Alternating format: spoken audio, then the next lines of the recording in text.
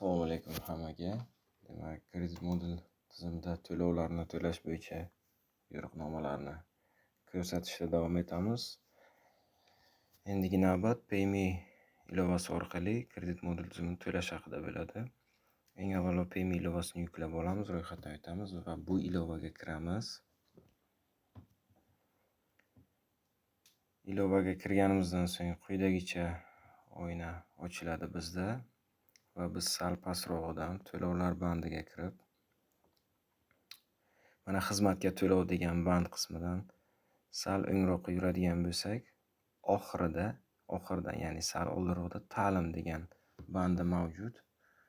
Mana shu bandga kiramiz va ikkinchida turibdi Оплата контракта вузов degan qismidan biz kerakli qismni tanlab olamiz va to'lov turi bo'yicha bizda 3 ta to'lov turi chiqadi. Shartnoma to'lovi, bu albatta kontrakt to'lovi, yotoqxona uchun to'lov hamda uchinchisi kredit modul uchun to'lov bo'ladi.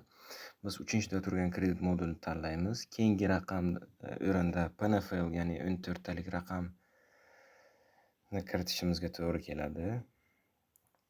Va bu yerda esa to'lov summasini kiritamiz. Deylik 100 ming so'm va oldingi qismini bosganimizda bizga keyingi navbatda mana chiqarib beradi.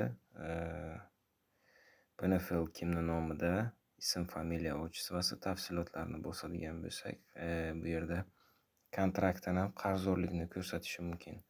Va kerakli kartani tanlab, to'lash tugmasini bosamiz va to'lov avtomatik ravishda o'tadi.